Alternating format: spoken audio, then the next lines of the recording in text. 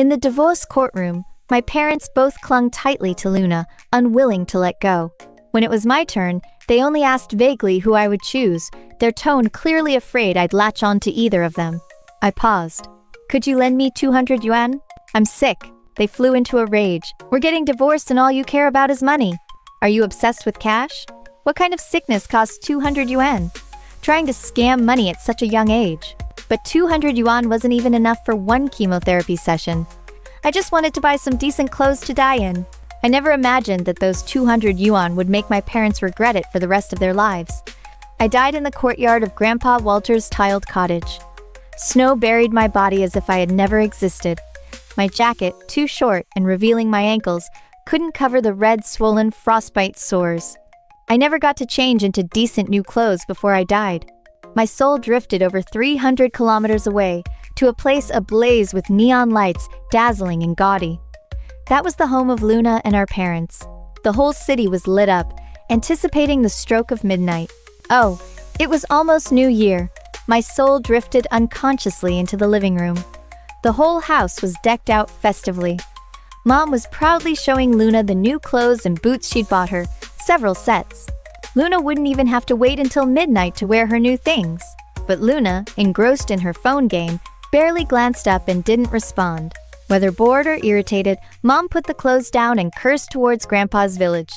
That wretched girl doesn't even call home for New Year. That child was always the coldest-hearted in this family. My soul stared at her blankly.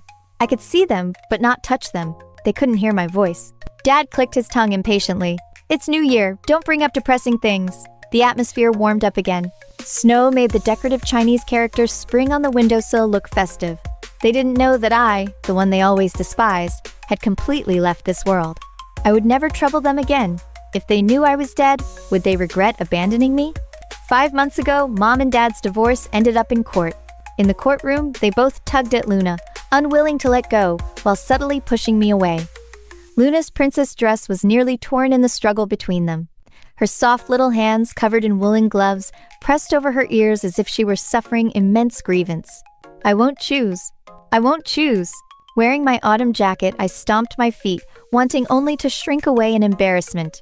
I scratched unconsciously at the unbearably itchy frostbite sores on the back of my hand, feeling like an outsider. Mom held Luna's arm, refusing to let go. I won't have Luna ending up like Stella, looking like a beggar all the time. She has to come with me. Dad stubbornly pulled Luna's other hand. If you don't want Stella, then what about Stella? Why should I have to take her? Mom wouldn't back down. Stella's older, she can take care of herself. If I don't take her, it's not like she'd just die, will she? The judge sighed. I was Stella, the star. Luna was the moon. Just like the cosmos, there are many stars but only one moon, and the stars all revolve around her. That was my life. After some discussion, they reached an agreement. Monday, Wednesday, Friday, Mom gets Luna. Tuesday, Thursday, Saturday, Dad gets Luna. Sunday, Mom and Dad get Luna together. And me? Dad turned to me awkwardly. Stella? What about you? Their words were vague, but their eyes were full of warning, as if they expected their sensible daughter to give them the answer they wanted, terrified I might choose one of them. Looking at their happy trio, I pulled at my chapped lips. Could you lend me 200 yuan? I'm sick. Mom's brow instantly furrowed, her voice nothing like the gentle tone she used with Luna. Are you obsessed with money? We're getting divorced and all you care about is cash. How can you be so cold-blooded? Dad wasn't any kinder.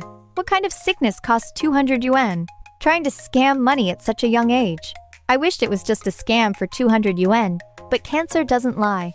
It really kills people. A week earlier, to celebrate Luna's birthday, our parents had taken her to Disneyland. I was standing outside the hospital then, clutching the money I'd saved for so long, finally gathering the courage to go in. I'd been bleeding inexplicably for almost a month. When I asked Mom, she said it was normal. When the results came, the doctor looked grave. Where are your parents? I lied, embarrassed. They probably had something to do. They went back. You can tell me. She reluctantly told me the truth. Little girl, I'm very sorry. You have cervical cancer. If you pursue aggressive treatment, I'll be cured? ... It might buy you a few more years. The causes, besides family history, were poverty. My specific poverty. Because I matured early, I got my period at 10. but my parents gave me very little money. I could only afford those bulk-bought sanitary pads, 10 yuan for a huge bundle. I used them for 5 years. Turns out poverty really can give you cancer. A child getting cancer seems like a terrible, terrible thing, but seeing the way my parents looked at me like a burden, maybe it wasn't such a bad thing. To show my sincerity, I made a serious request. Leave me Grandpa Walter's brick cottage in the countryside. I won't go with either of you. They finally breathed a sigh of relief. With my problem solved, their conflict seemed to vanish instantly. After much muttering, they decided not to get divorced after all, for Luna's mental health. They would just muddle through. Hence their Happy New Year reunion. On TV, the familiar New Year's Eve hosts beamed, joining the celebrities for the countdown. 3, 2, 1. Happy New Year! Mom pulled out the big red envelope she'd prepared long ago and handed it to Luna. Luna shouted, jumped up, tore it open eagerly, then looked disappointed. Only 6,000 yuan? Then, with a sly grin, at least Stella didn't get any. This 6,000 is all mine. After the countdown, the lively atmosphere faded into emptiness. Everyone seemed bored. Dad paced the living room irritably for a while, then went out. Mom went to the kitchen to cut fruit for Luna, lost in thought. The knife slipped, slicing her finger. Blood gushed. She turned hurriedly towards the living room, calling out, "Stell!" Then she remembered I wasn't there and sighed in frustration. "Luna, get Mommy an antiseptic bandage." I frowned, watching my hand pass through hers, meeting only air. Luna clicked her tongue impatiently. "Don't bother me.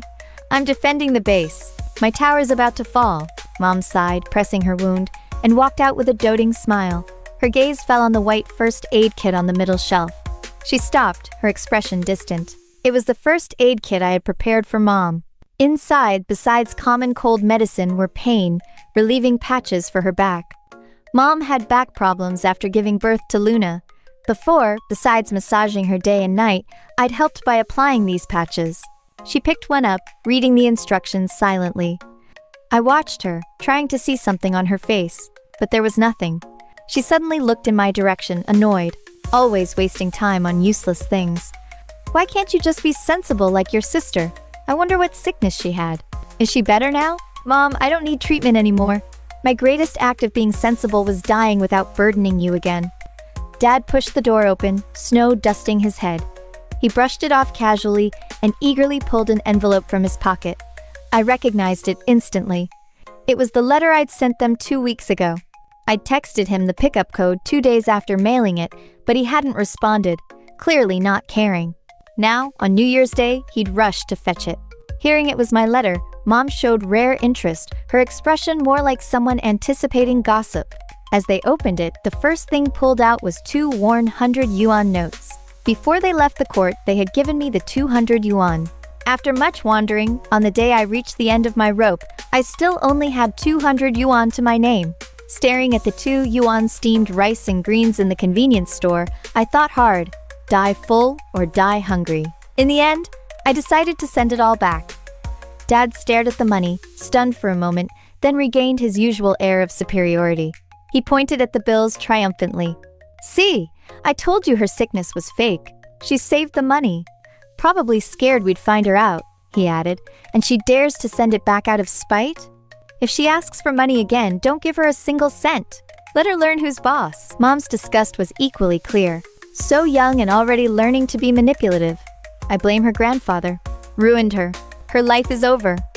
My soul shook its head in protest. On the contrary, with my late Grandpa Walter, I spent the happiest times of my life. When I was 5, Luna was born. They were overwhelmed and couldn't spare any energy for me anymore. So, I was sent to Grandpa Walter's in the countryside. A grumpy old man, face stern like an underworld guard. Seeing him scared me into wailing. My parents didn't linger. They got into the car while I was still rolling on the ground. I chased after the car. Ran and ran and ran. It got farther and farther. Grandpa hobbled after me with his walking stick. Afraid he'd catch me, I ran faster. When I finally ran out of steam, cried myself out, and collapsed vomiting by the dirt road. The little old man bent down and pointed to his hunched back. "Hop on! Grandpa will carry you to chase them." That day, the old man, whose legs were worse than mine, was exhausted, wheezing like an old bellows. But at least I stopped crying. He rummaged through his inner room, pulling out colorful drinks and milk boxes. Yogurt drinks, plain milk, herbal tea. Who knows how long he'd saved them? I looked and pushed them away disdainfully. They're expired? Can't drink them? Grandpa picked each one up, heartbroken, full of regret. I couldn't bear to drink them, and no one ever visited. What a waste. What a waste. At first, I disliked this dark, grubby old man. Later, I realized this grubby old man was the one who treated me best. The black in the wrinkles of his face wasn't dirt. It was the metals the sun gave him for harvesting crops. His gnarled, rough fingers sowed the seeds of life's hope. This practical farmer, in his old age, nurtured me like one of his crops. He'd get up before dawn, carry a bamboo basket, and walk miles of mountain paths to the market to buy me milk for nourishment. Our hen was lazy, laying at most 2 eggs a day. I ate one in the morning, one in the evening. Grandpa would sneak one into the coal stove while the embers were still warm. The egg would often crack, filling the whole hut with the oily fragrance of yolk. Country eggs were tastier than city eggs. I'd gobble one down in 2 bites. I asked Grandpa why he didn't eat them. He munched on a cold potato lump, grinning. Old folks get sick eating eggs. Potatoes are best for us. I doubted it and sneaked a bite of his frozen potato lump. It was awful.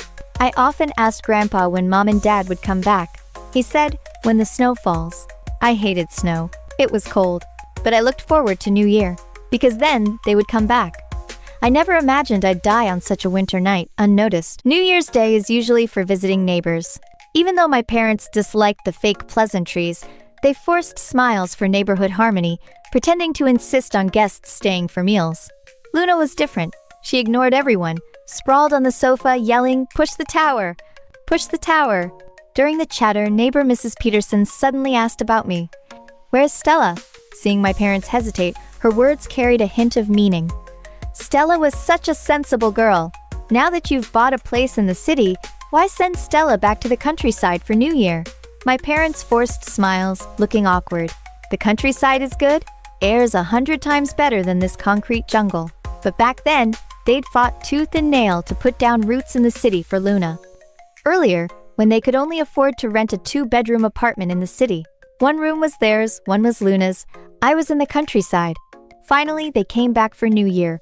I was thrilled and ran to hug them, but Mom pushed me away in mock surprise. "Wow, Stella's so dark, like a little coal girl." Then both of them doubled over, laughing at Mom's joke. My shame was magnified to the extreme. The mountain sun is strong. Kids get dark. Even walking miles to the market, my clothes were outdated, clearance styles. Shampoo came in little packets, without pretty celebrity endorsements, but it was the best Grandpa could give me. I became the grubby kid in their mouths. Luna, trailing behind them, was completely different. She wore a pink lace princess dress, her face fair and soft, smelling sweet. Her hair was permed into little curls, tied back with a huge black bow, just like a princess on TV. My parents always said, "We failed Stella. We can't let Luna suffer like that." So they spoiled Luna doubly. Whatever she wanted, she got. Luna had a doll that blinked, said Mama, and could change clothes. I wanted one. They said next time we have a chance, we'll buy you one. Be understanding. Things are hard for us. How far away was next time? Maybe they'd understand when they saw my corpse. Around Luna, I was always deeply insecure. She'd point at my chapped, wind-burned cheeks and shout, "You country bumpkin! Do you even know what KFC is? Starbucks? You smell like cows." She'd humiliate me in public, making me feel awkward and ashamed. Luna could cry into our parents' arms if a speck of mud got on her shoe. Standing beside her, I didn't even have the courage to ask for a hug. Later, our parents bought a house. 3 bedrooms. One for Mom and Dad, one for Luna, one as a guest room. I still lived in the countryside. During summer vacation, they'd graciously let me stay for a while. I'll never forget Luna planting her little leather shoe in the doorway, pointing at my burlap sack and yelling, "Stinky country girl, get out of my house!" Grandpa had died. I begged my parents to take me back to see him one last time. Dad hesitated. Mom was indifferent, refusing outright because she had to take Luna to dance class. After a token argument, they reached a consensus. Luna came first. They left me crying and screaming outside the classroom door, everyone laughing at me. They even held Grandpa's funeral behind my back, saving themselves from my sniveling presence. My toes curling inside my cheap pink plastic sandals, tears welling. My parents just bent down, bribing Luna with promises to let me in. Mom and Dad have to work, honey. No time to look after you. Stella can cook for you. If you agree, Mommy will buy you that transformer. She can even help you study. Isn't that nice? Do it for Daddy. The whole summer, endless cooking, endless laundry, constantly being called a hick by Luna. Finally, before summer ended, they'd send me back to the countryside. They said it was inconvenient for me to be there, without saying what was inconvenient, or for whom. The moment I stepped out, Mom would grab the disinfectant spray and douse every corner of the house. The spray misted in the sunlight, like fog, like flowers. Beautiful enough to break your heart. Eventually, I got used to staying in the countryside with Grandpa, used to rolling in mud ponds in summer, going up the mountain with Grandpa to chop wood in winter. The dogs of the east, the geese of the west, everyone called me boss. Grandpa would always wipe the mud off my face with a threadbare cloth after my wild play, calling me fondly, my sweet pea. But good times always end. That winter, the firewood I helped Grandpa chop wasn't even stacked as tall as me when my parents came back. They wanted to take me away. I refused. They got angry. Impatiently, they asked me to choose them or staying with Grandpa. Grandpa decided for me, sternly telling them to take me away. I always felt something was wrong. Mom casually tossed Grandpa 500 yuan. I told Grandpa to wait for me. I'd definitely be back soon. He nodded repeatedly. Before leaving, Grandpa specially put on the new clothes kept at the bottom of his drawer, hobbled in a circle, and asked, "Do they look nice?" I touched the round golden patterns on them and nodded. "Yeah, nice." I was too young then to recognize the style of burial clothes or to know I'd just seen Grandpa for the last time. He patted my head affectionately, giving me some advice. I leaned against the rattling car window, watching Grandpa's hunched figure grow smaller and smaller, closing the door like the end of an old story. Back home, I found the 500 yuan in my pocket. Later, I learned why my parents had come for me. Grandpa was seriously ill, with little time left. Leaving me alone again because they had to take Luna to dance class, I missed Grandpa even more. Then, a call struck me like lightning. Grandpa had died. I begged my parents to take me back to see him one last time. Dad hesitated. Mom was indifferent, refusing outright because she had to take Luna to dance class. After a token argument, they reached a consensus. Luna came first. They left me crying and screaming outside the classroom door, everyone laughing at me. They even held Grandpa's funeral behind my back, saving themselves from my sniveling presence. My parents instantly fell silent. Luna yawned, nonchalant. "Oh, and give me 5,000 more. I owe a classmate." My parents sat frozen, their expressions darkening in unison. Their comforting words seemed useless now. Their gazes drifted involuntarily to the 200 yuan. Dad looked up, testing Luna. "I've always been fair to you and your sister, haven't I?" Luna flared up instantly. "No." She didn't hesitate. "Stella got to run wild in the country every year, no one watching her. I had to go to cram schools, learn instruments. You're biased. You went easy on her?" Maybe Luna genuinely felt shortchanged. But my parents' faces flushed crimson with shame.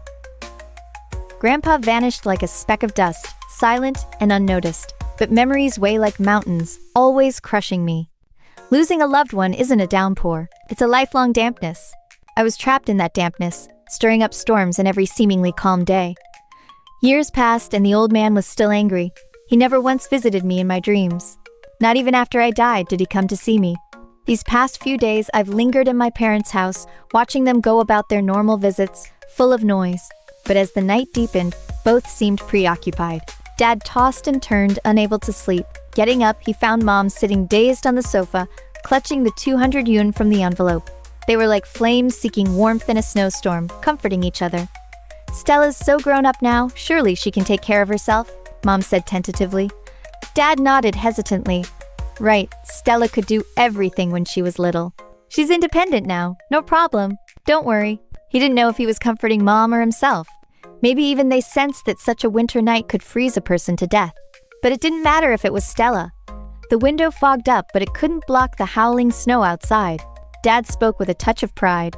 Raised her all these years, fed her, clothed her, even gave her the old house for shelter. Mom rested her head on Dad's shoulder, smiling faintly. "Exactly. Such a big house back home, more comfortable than what we live in now.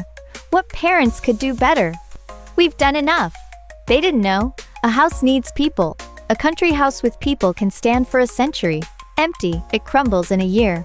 In the 2 years since Grandpa died, the house died too, dilapidated and drafty, offering no shelter at all. They talked more and more, listing all my faults, as if blaming me could soothe their uneasy hearts. They called me troublesome, manipulative, said I'd stopped confiding in them since I was 5, asked what was the point of raising me. Better to raise a dog. At least a dog wags its tail when it's fed. I couldn't help but laugh through my tears watching them.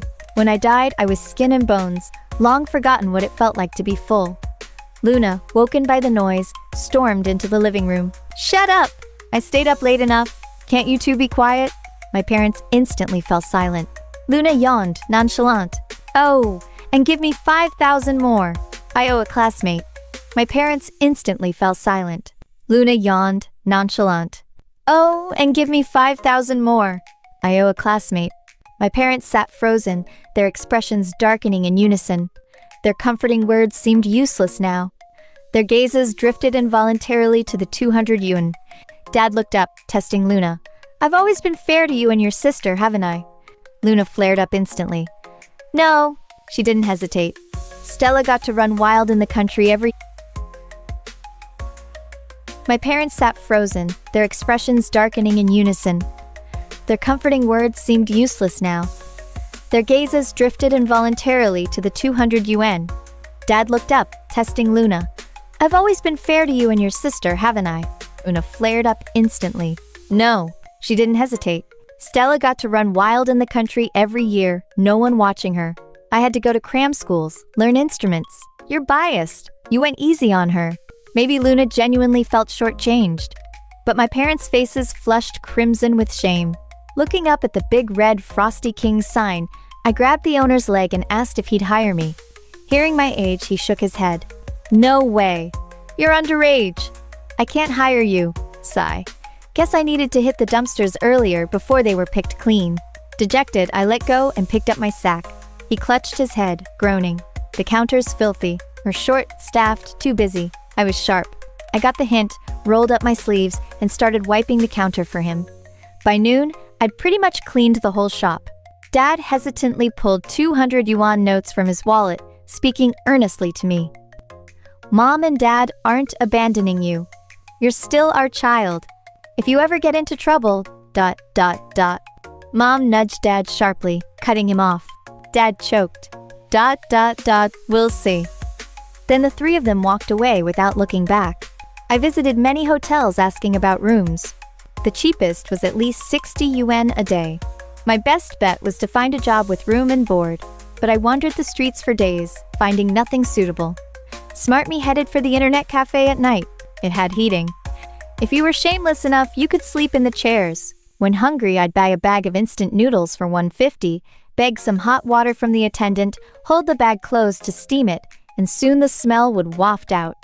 Then came the problem. No fork. Was I supposed to eat it with my hands? As I stood there hesitating, the attendant, without looking up from his furious keyboarding, magically pulled a bunch of disposable chopsticks from a drawer, leftovers from his takeout. I bowed and scraped, thanking him profusely. Only then did he glance at me, then up at the security camera, before secretly slipping me a sausage. On me. It was a corn sausage Shineway brand, delicious. I even licked the crumbs from the end clean. Back then, noodles with a sausage felt like heaven. I wished I could eat like that every day. But I felt useless, so I swore I wouldn't waste my life in internet cafes. Later, things got better. I collected bottles on the street. I looked for jobs during the day, collecting trash on the side. Crushing cans was cool. Carrying a burlap sack, I felt like a wandering hero. Free and unfettered, drifting as I walked. One day, a woman who looked about 50 stopped me. "Little girl, want a high-paying job?" "Huh?" She said, "Just making calls in an office building paid 8,000 a month with room and board." My eyes lit up. Suddenly, plastic bottles seemed less appealing. Just as I was about to go with her, the owner of the nearby bubble tea shop charged out like a fury, yelling at us. "You damn scammer! Try scamming in front of my shop again. I'll call the cops right now." The woman bolted faster than an Olympic sprinter. The owner wasn't done. He pointed at me and started yelling. "Are you stupid? Believing someone like that? They'd sell you to some mountain village to be an old bachelor's wife? Idiot. Looking up at the big red Frosty King sign, I grabbed the owner's leg and asked if he'd hire me. Hearing my age, he shook his head. No way. You're underage. I can't hire you. Sigh. Guess I needed to hit the dumpsters earlier before they were picked clean. Dejected, I let go and picked up my sack. He clutched his head, groaning. The counter's filthy. We're short, staffed, too busy. I was sharp. I got the hint, rolled up my sleeves, and started wiping the counter for him. By noon, I'd pretty much cleaned the whole shop. The owner kept a stern face, afraid I'd latch on. Don't think I'm hiring you. Just thanking you for helping. You can stay for lunch. I nodded like a woodpecker. I loved free food. At the table, the owner's wife had specially added extra braised pork. I stared at the glistening red meat, swallowing hard, forcing myself to pick at the greens in front of me. Chewing the greens, I imagined the greasy, sweet taste, pretending it was pork. The owner plopped 2 big pieces of pork into my bowl. Not eating meat? Help yourself after this. The other staff sisters piled food into my bowl too, telling me not to be shy. I was stunned. Eating with my parents once, there was a plate of scrambled eggs with tomatoes. I loved it, so I picked out 2 pieces of egg. Mom said, only picking the eggs, huh? Later, I picked at the peanuts. Dad laughed. How many have you eaten? I'm counting. After that, I never dared touch the better dishes on the table. I forgot. This wasn't home. I could eat what I liked. That meal, I licked the bowl clean. It was the fullest I'd ever been. Before this, even bagged noodles had become a luxury. 1.5 yuan a bag, 4.5 yuan a day, 135 yuan a month. Who could afford that? So I got smarter. I unboxed outside the convenience store. At closing time, they'd throw out expired bento boxes. 9:30 p.m., wind howling. With luck, I'd find a box or sandwich expired that day, sometimes covered in gross liquid, but no matter. Wipe it off. Later, the staff kept bumping into me, rummaging through the trash. They looked at me strangely, but I had thick skin. After that, they stopped waiting until 9:30. They left the stuff beside the dumpster on a stone block. Mostly bread that wouldn't expire for ages, or fresh bento boxes. Clean. I didn't even have to freeze waiting for dinner. I ate better than at my parents' house. The staff sisters asked curiously why I was homeless. I stammered, saying I was an orphan. No parents. It was basically true. At night, they wouldn't let me go back to the internet cafe, saying the dorm had an extra bunk. I was too embarrassed to impose and kept refusing. One pulled my hand, another pushed my back. They practically carried me there. I had no bedding. They spontaneously gave me things they didn't need. That night, under the makeshift quilt they'd pieced together, tears streamed uncontrollably. Some of those sheets and quilts still had tags on them. They were new. Sleeping in the internet cafe, I never dared sleep deeply. Sometimes people would grope me at night, either for money or just to take advantage. I was always on edge. Wrapped in kindness, I slept the most peaceful sleep since becoming homeless. I had no other skills. The only way to stay was to work harder than anyone else. I was like a tightly wound string, terrified that if I relaxed, they'd abandon me like my parents did. Luckily, they didn't. After a month, on payday, the owner gave me 3,500 yuan. 3,500 yuan. That night, I hunched under the covers, counting the money over and over. Finally convinced, I really had 3,500 yuan. Working here, not only did I get paid, but the sisters showered me with praise. They were gossipy, always complaining about this or that. But they'd forget they'd just insulted each other moments later, laughing and joking, wearing their hearts on their sleeves. When they were happy, they'd hug me. I'd always flinch, afraid my cancer was contagious, even though it wasn't. Later, when they found out about my illness, they volunteered to help me raise money on crowdfunding platforms. Combined with their own contributions, they insisted I had to get treatment. They said insisted 3 times. The fire inside me extinguished, roared back to life. That night, after much thought, I called the doctor. Doctor, my sisters say they can help me raise money. Once I have enough, I'll come for treatment. I heard the doctor's voice choke up. Good, I'll be waiting. The gloom inside seemed to lift instantly. I even started looking forward to becoming an adult as kind as these good people, but fate always knows how to shatter you completely. A sudden spark in a life growing dim is often just the last of your fuel burning up. After 3.5 months, an unwelcome visitor came to the shop. Luna swaggered in with a bunch of thugs, a cigarette dangling from her mouth, cursing a blue streak. When she looked up and saw the cashier was me, her first reaction was to threaten me.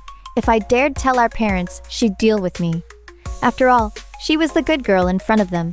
I wouldn't have dreamed of telling, but she reported the owner anyway for illegal employment. For brotherly justice, she cracked someone's skull open. She didn't come out unscathed either, her arm in a sling. Since Luna struck first, our parents ended up paying compensation. In the hospital, facing their scolding, Luna lounged on the bed, triumphant. What do you know? On the streets, brotherhood is everything. That's how you get respect. Dad hadn't even retorted when the hospital door slammed open. A thug in loafers, bleached blonde hair and skin, tight pants swaggered in, heading straight for Luna. He carried a briefcase tucked under his arm, radiating menace. Yo, Luna! How you holding up? Get better quick. We gotta go teach that guy another lesson. He rubbed his nose. Oh, and Luna, the boys are hungry. My treat's on you this time, yeah? Luna frantically signaled him with slumped sideways, strength gone. Mom covered her mouth, tears flooding uncontrollably. How? How? She was so young. She really was sick. She asked us for help and we missed it. We called her manipulative. She grabbed Dad's shirt, crying and tearing at it. We killed Stella. It's my fault. She could have lived. Dad shoved Mom away, bawling without shame. Don't you think I know? My Stella? I thought I was seeing things. I saw their tears of regret. Where was their parental pride? They actually thought they were wrong. What good did it do? I was already dead. Dad contacted the funeral home to arrange a funeral, wanting me to go with dignity. Mom gathered my things, took off her coat, and wrapped me tightly in it. Since the body couldn't be bent, they could only stuff me into the trunk. On the drive back, they argued again, blaming each other for failing me. Finally, Dad lost control. Combined with the snowy, slippery road, the car crashed into a tree. All three were injured. The car started steaming. Their first reaction wasn't to check on Luna, but to rush to the trunk. Mom cradled me, murmuring, "I'm sorry, Stella. It's Mommy's fault. I failed you again." Dad smoothed my hair, tears streaming. "Why, Stella? Why didn't you give us a chance to make it right? It's too late now." So strange. Only after I died did they seem to regret it, suddenly loving me. Luna, in the back seat, finally snapped. Holding her bleeding head, she flung the car door open. "All you care about is Stella. She's dead. You almost killed me too, you know?" Seeing my parents ignore her, solely focused on arranging my corpse, she stormed off in the opposite direction. It took my parents a while to snap out of it and start searching for Luna. Finally, Luna sent a threatening text. "Wire me 30,000 and I'll come back. My soul watched as she sat slumped in an internet cafe booth, headphones on, bragging to the thug beside her. "See? My parents will beg me to take the money. With Stella dead, they'll worship me like a goddess." The lackeys around her bowed in admiration. Luna's the boss. Meanwhile, at the funeral home, Mom, eyes brimming with tears, dressed me in the new clothes she'd bought. Who would have thought the first new clothes Mom ever put on me would be burial clothes? Mom picked up my old clothes and shook them. A small notebook slipped from the pocket. My heart lurched. I tried to grab it, but my hand passed through. It was my notebook, listing everyone who had ever shown me kindness.